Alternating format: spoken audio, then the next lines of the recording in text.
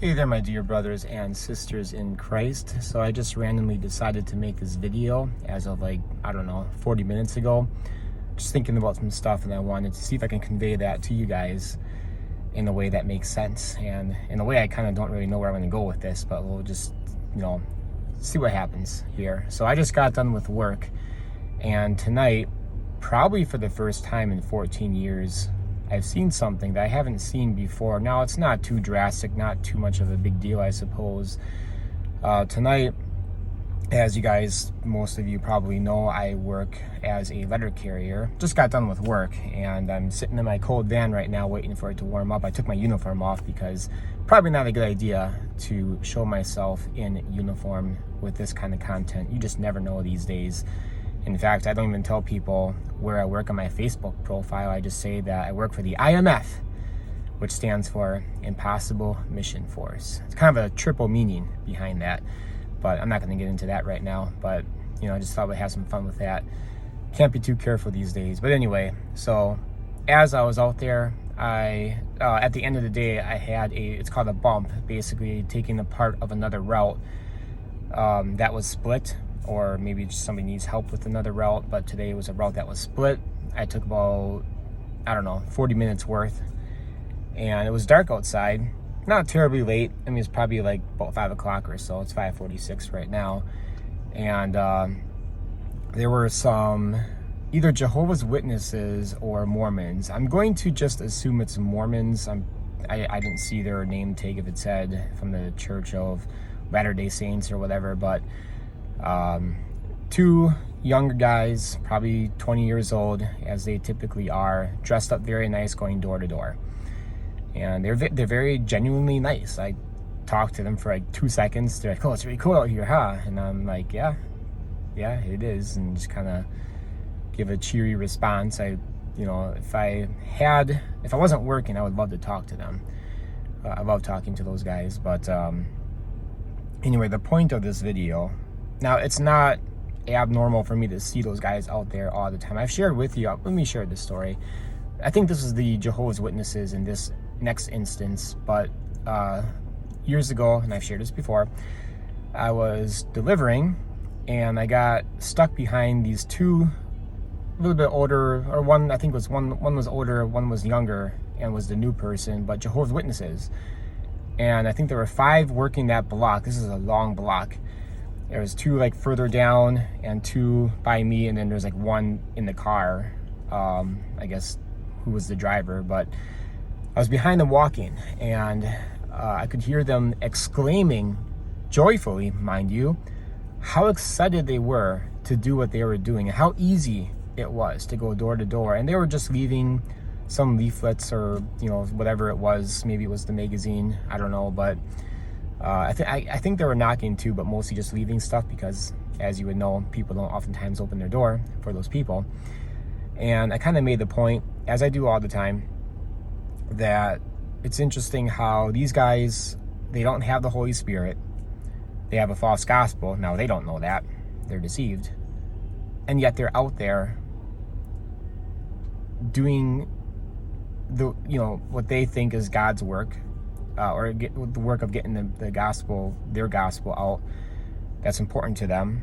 In some cases, it kind of has to do, I'm a little bit confused. I hear different things, but kind of tied into their salvation a little bit, how many doors they knock on and stuff like that. If you're a Mormon, it's kind of expected of you to do a 2-year mission trip, especially if you're a man, in your early 20s or after you graduate, I believe.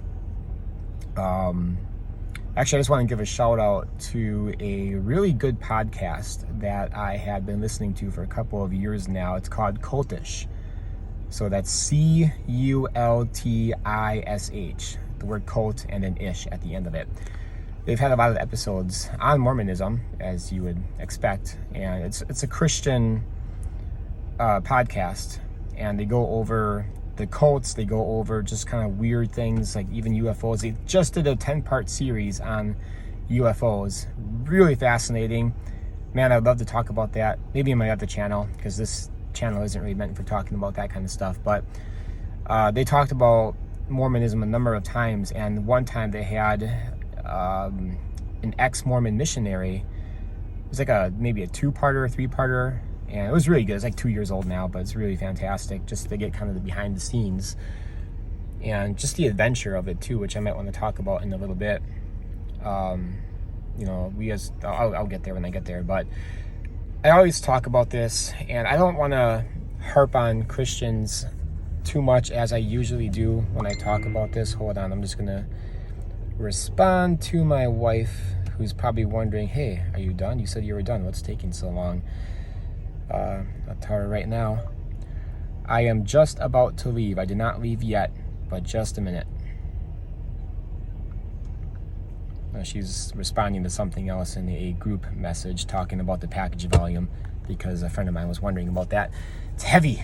It's crazy. These are crazy days. But yeah, I want to give a shout out to Cultish. Check out that podcast. It's really good. And as a side note, again, not necessarily the this Parade the Gospel channel, the place to talk about it, but I just found out of another podcast. I've been listening to that for the past couple of days, called Haunted Cosmos. Cultish just had them on their show to talk, and I didn't listen to the full episode because I wanted to check out their channel or their podcast, and I did that, and I've been listening to several episodes of that so far. But Haunted Cosmos, it's all the weird stuff that's out there from a Christian perspective, but it's pretty fascinating. And as one who has unmistakably experienced a demonic entity, or at least that's what I believe, you know, it's a lot of this stuff is kind of hits home a little bit. But anyway, so I see these Mormons out there, presumably Mormons, and they're, you know, it's nighttime. That's the point I wanted to get to. Again, it's not like some huge drastic thing, but it's nighttime. It's winter. It's cold out. You got snow out there. He did mention, hey, it's cold outside. I was going to make the joke that I always make to people, like, oh, it's only cold if I'm not working hard enough. If I'm cold, it means I'm not working hard enough. So, yeah, I didn't get a chance to do that. But I always kind of harp on Christians when I talk about this. You know, I always say, like, they don't have the Holy Spirit, and yet they're out there. And like that one time with the Jehovah's Witnesses, they're exclaiming about how easy it is to do what they're doing, going door to door, which is oftentimes what Christians would freak out. And yet here I am, a shy nobody who's very shy, extreme social anxiety. You know, I'll go door to door. I've done that. You know, I'm coming up on 10 years. I'll be 40 next year. That's crazy to think about. But I remember the day that I turned 30, me, my friend Luke, and another guy, we went out door to door for our first time, all three of us.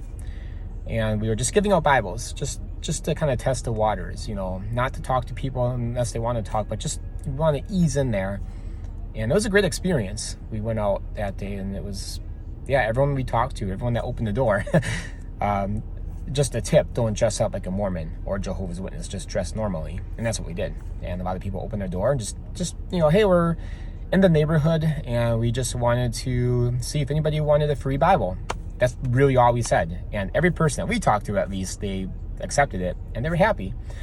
And we did that one other time that year, later in, I think, November. Me and Luke went out and did the same thing. But anyway, I should probably mention real quick before I get to the main point. Yeah, I know I haven't really posted much this year. I wanted to lead into talking about that somehow, but I forgot what I wanted to say about it. But haven't posted much this year because, you know, I haven't been doing a lot evangelism-wise. This year has been crazy. It has been a very tough year. A lot of things have happened. I mean, we're fine. You know, everything is great, but just looking at the message here. Oh, thank you. My friend is saying that he's been in our group message praying for me because of all the craziness that this time of year brings, working 10, 11, 12-hour days. And that's part of the reason why, you know, at least definitely, certainly this time of year, why I haven't been uploading that much. I had so many ideas for the channel, so many things I wanted to do. Haven't been able to create too much content, stuff going on, just the busyness of life. Enjoying my family was also a big part of it. Going on vacations when I had vacation, and just, you know, trying to win back some of that time because I've been working so much over the past few years. But now it's that time of the year, I'll be working quite a bit. Also some health issues. This should be its own separate video if I wanted to ask for prayer about it, but I'll just kind of mention it, that I'm going through some kind of drastic health concerns. I don't know what's wrong with me yet, but I have my concerns of what it could be. December 8th, I have an appointment with a GI specialist. I was referred to one over video chat. Otherwise, I'd have to wait until January. And I'm starting to feel that this is the point where I can't wait any longer. Something is going on, and I've waited long enough. I don't want to say, my stupid conspiracy theories of what it could be, what I'm worried about that it is, because everyone would be like, oh, it's because you looked online, and looking online is bad, and you look online for your symptoms, and you always think it's the worst thing. I get that. We've all been there. I've been there. But I just got a bad feeling about this one. Just looking at the symptoms, how long I've had this issue, and how the symptoms are advancing, might be a big deal. So, I don't know. Trying to do all that I can health-wise to combat this, or at least put my body in the best position possible, that if it is the worst of the worst, then I'm in a better position. So, I'm huge into nutrition. I'm huge into athletics and fitness and all that stuff. You guys know that. But like right now, for instance, I've been doing some research on, like, there's this compound in ginger. I love ginger. I love all the spicy stuff, like ginger, cayenne pepper, ghost pepper, garlic. Oh, I love garlic. Just all that crazy stuff. But there's something called 6-Shogal. I'm not really sure how you pronounce it, but very healthy. And I just, I'm starting to take some ginger powder, which is where that is found in. I take, just all kinds of stuff. Eating a lot healthier, salads, lots of garlic. I'm trying to get some broccoli sprouts because it has something in there. I'm going to mess up on the name of it. It's a compound. Broccoli sprouts, super healthy. They sell some at our festivals in Manitowoc here, but they were out last I checked, so I'll be checking again tonight. I gotta get going. I gotta drop the kids off to youth group tonight, and I'm gonna head over there. Hopefully I can find some. But just blueberry extract, ashwagandha. I've been taking that even before I really started taking this issue seriously because of stress. I'm trying to do some detective work, like going back, like, okay, if it is this and if it is revealed to be this, why do I have it? I don't smoke, I don't do this, I don't do that, I don't drink. I'm very active, very athletic. Well, I have a lot of stress, work-related stress. There has been times in my life where I did eat real bad. I don't sleep much. That's always been a problem with me. But anyway, just please keep that all in prayer. I'll hopefully get some answers soon. December 8th is the date, 8:30 in the morning, the appointment. But then I have to get whatever testing that they want to have done, and who knows how long that's going to take. So I'm just trying to do what I can right now. But anyway, back to Mormons. So my big thing that I've wanted to do for a long time, and I would say this back in 2016 on my Facebook, we need to make evangelism great again. And obviously I kind of ripped off Donald Trump at the time, because make America great again, his whole line with that. And no, that wasn't even trying to be an endorsement for him. I was just ripping off his slogan. But it always has bothered me, and I'm going to try not to make this about that. I'm not going to harp on Christians too much right now. That's not the idea. If anything, this is just harping on me. That's how I wanted to transition about why I haven't been doing much this year. If anything, I want to harp on myself. Sometimes it is necessary to take some time off too, but that's not the point. What was I going to say? Making evangelism great again. The cults, the false religions are out there, even in the darkness of night, knocking on doors. And that's kind of a sketchy neighborhood. I'll say that, if nobody gets offended by me saying stuff like that. But sketchy neighborhood, not my favorite place to be, no matter what time of day it is. So I was kind of like, oh man, I got to do a bump off of that part of that route. I mean, I typically do, but well, whatever. But yeah, they were out there in the cold, happy, willing to talk to people. Now, granted, you know, and I talk about this too a lot, like in Mormonism, they train their people. It's expected of you. And man, they do have adventures, like that podcast Cultish I was telling you about, the ex-Mormon. I think he was giving some stories about when he was in Florida, and it's pretty interesting. You know, in my evangelism efforts, I have a lot of stories that I could share that are exciting.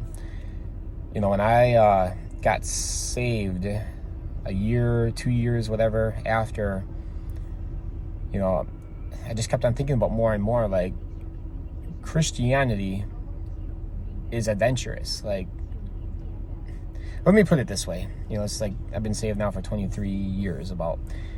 And, you know, Christianity in America, the way that I experience it, the way that I go through it, I have to admit, it's boring. It's dull. You know, I'm not saying that doctrinally. I'm not, you know, please understand what I mean by that. I'm just saying, like, I read the Bible.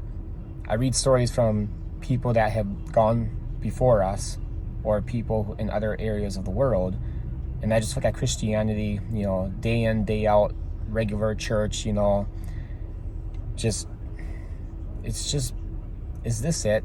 You know, just, you know, outside of church, you know, it's just another group, another get-together, another program. And not that those things are wrong or anything like that, but I'm just like, it doesn't feel real, you know? Like, I don't know. And that's what I wanted to say too. Like, I've been thinking about it, how I miss going out and getting involved in the work of evangelism, talking to people, being concerned for the lost. You know, because I haven't been doing it much this year. A lot of circumstances, reasons why. But that's when at that point, I wanted to talk about everything going on this year, or at least express that things have been going on, and my health problems, and my wife's got some health problems too. That's a big part of it. My son's got a bunch of Lyme disease stuff going on, and there's just all kinds of attacks, I guess, going on against our family, I guess you could say. But yeah, I mean, things are kind of looking up now, except for my problems. But I just missed that, you know. I missed the adventure. I was thinking about just the other day, like, just, you know, like, it's like parade evangelism, or this, you know, we haven't gone out lately, you know, staying up till 2 o'clock in the morning, an hour away, the Appleton bar scene, you know, talking to drunk people. That's an adventure. I mean, that's the adventure that I crave. I mean, maybe it's a personality thing. Obviously, not everyone's going to be able to do that. But it's like, that stuff is exciting. And that's the stuff I want to live for. You know, it's about 14 years exactly right now, like this week around, that I've been working for who I work with. And I've mentioned before how next year I'm going to turn 40. And I've, you know, made a big deal about this on my Facebook, how next year, the day before I turned 40, I wanted to pay off our house. Had this big plan, you know, work extra hard to just get it done. The reason being, several reasons. The biggest reason is that if I could do anything right now, like job-wise, or just, you know, in my life, if I could do anything, I want to devote my life to full-time evangelism. And having no debt, having a paid-off house would put me in the best position to accomplish that. Not right away. Sure, I still have to figure 1,000 things out, but, you know, I still got to provide for my family and stuff. But that would put me in the best position possible. Now, that's not going to happen anymore. You know, with everything that happened this year, and, you know, we have to replenish our emergency fund, and who knows about my health, what's going on. But yeah, definitely not going to happen. We're very far away from that goal. Not going to make it. But hold on, just want to tell my wife I'll be leaving in a second. Just talking to someone. I'll be leaving in a minute. Sorry.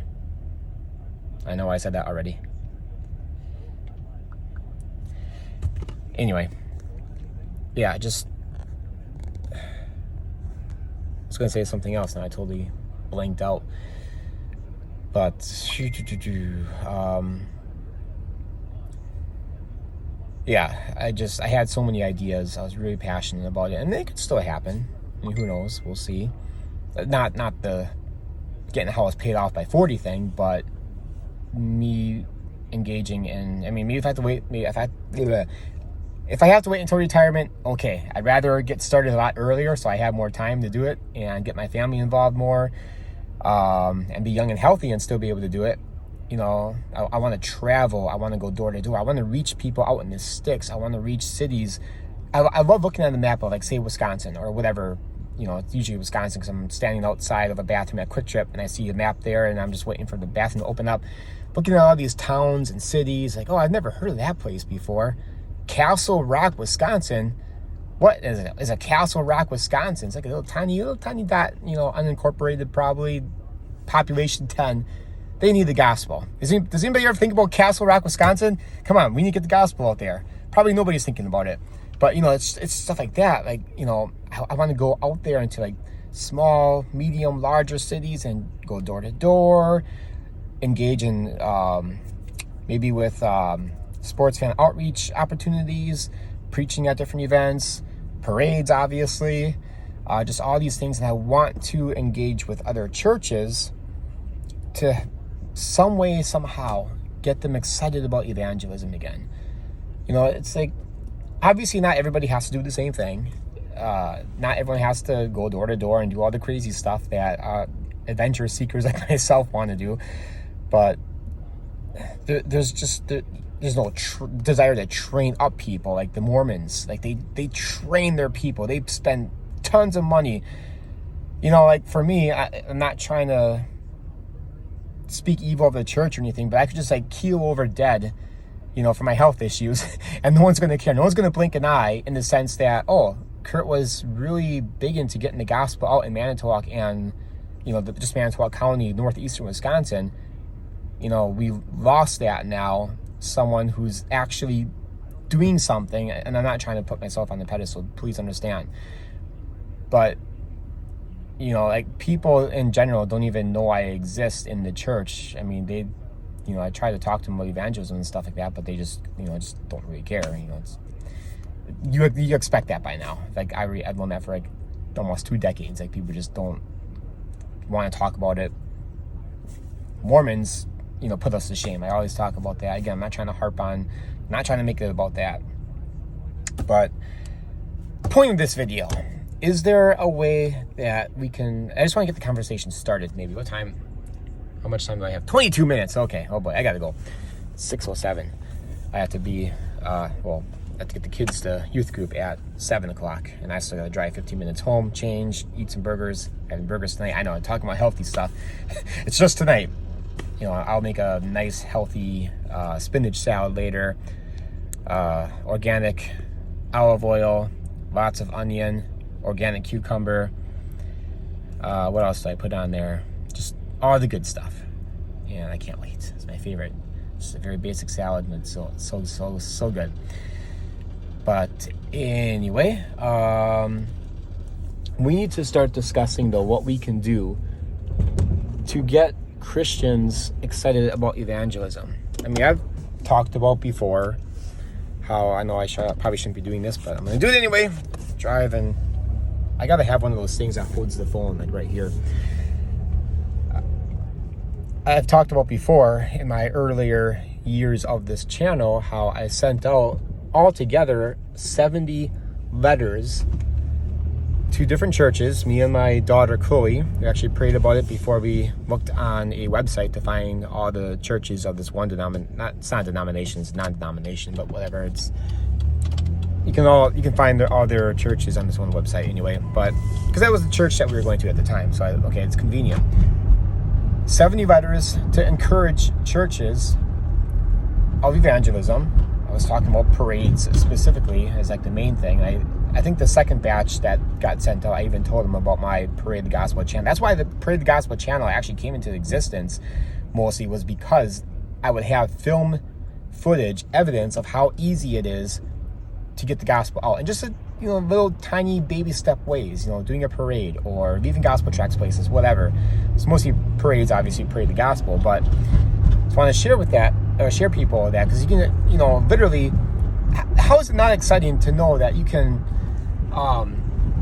saturate entire cities with the gospel message. Here, if I hold the phone way back here, maybe it'll be okay. You know, I won't get in trouble. And I'm supposed to technically have a phone in hand like that, but how can you not get excited about that? Like, how can you not? You know, it just boggles my mind how people don't seem to care about that. But anyway, sent out 70 letters and I had 0 responses. 70 churches, nobody got back to me. So it's kind of frustrating, disheartening. Still wanted to send out more. I've been wanting to send out more ever since, but I just haven't gotten to it yet. Maybe send out some emails or whatever, but it's just more personal to do letters. And next time I do that, I want to actually handwrite all the letters that we send out. I'll make it a lot shorter, but yeah, hopefully get something done. But my encouragement to you, I guess, and maybe myself too, is just let's talk about different ways we can get, spur Christians on to have a desire to get the gospel out. I mean, it should be enough just knowing that, well, first of all, we want to obey our King. We want to obey God, right? That should be number one. Second, it should be having compassion on the lost. I mean, we know their end. Just those 2 things, that was just the first thing, but the second thing, especially. But how can, there's got to be more Christians out there that want adventure, right? It can't just be a couple of lunatics like myself that are into the crazy stuff, so I don't know. I just want to get that conversation started. Just looking at the time, 26 minutes I've been talking. What can we do? I'm looking for more ideas. I mean, that's why I created this channel. I don't know what effect it has had. I mean, yeah, sometimes I'll hear from somebody, a couple people, that, oh, hey, Kurt, I've done the parade, or, it's encouraging. Your channel encourages me. Maybe not recently, because I haven't put up anything too recent, but it's a blessing to hear that. And I never meant to be some big channel. It's not about growing my channel or anything like that. I could care less. I even talked about this before, guys. Maybe that's one thing that we can do. It's a lot of, obviously you're watching this, you have a YouTube channel. A lot of people don't have any YouTube content. Why not make something like what I do? I'm just a guy with a camera. I'm nothing special, believe me. I am the lowest of the lowest in the, importance and being noticed and whatever in the church. I'm just I'm way down there, and I kind of like it down there. I like being the nobody, I guess you could say. But I want to see more Christians out there getting the gospel, because that means more people are getting the gospel. So maybe we can, and then I try to encourage Christians to make, use our YouTube channel to do that. Just make a simple video. Talk about gospel tracts. Preach the gospel. Make those 1-minute shorts. A lot of people see that. It gets shared or viewed more on YouTube. Just simple things like that. Just get... There should be a flood of videos from Christians. There's a lot of Christians in this nation, right? There should be a flood of videos talking about how we can get the gospel out. Encouragement. Doesn't have to be long. Doesn't have to be special. Just, point and click. Point and shoot. Get some gospel tracts and go nuts with them. You don't even have to talk. Just feed gospel tracts places. Just simple videos like that. That can be a start, I think. Anyway, the more that exposure is out there, maybe, just maybe, we'll hit the right Christians and they'll be inspired, and then they'll do something. So, all right, guys, I talked for almost 30 minutes now. I didn't think this would be 10 minutes, and I got to go. So God bless you guys. Tell me what you think. Have any ideas, any of that stuff, let me know. And God bless. Talk to you again later.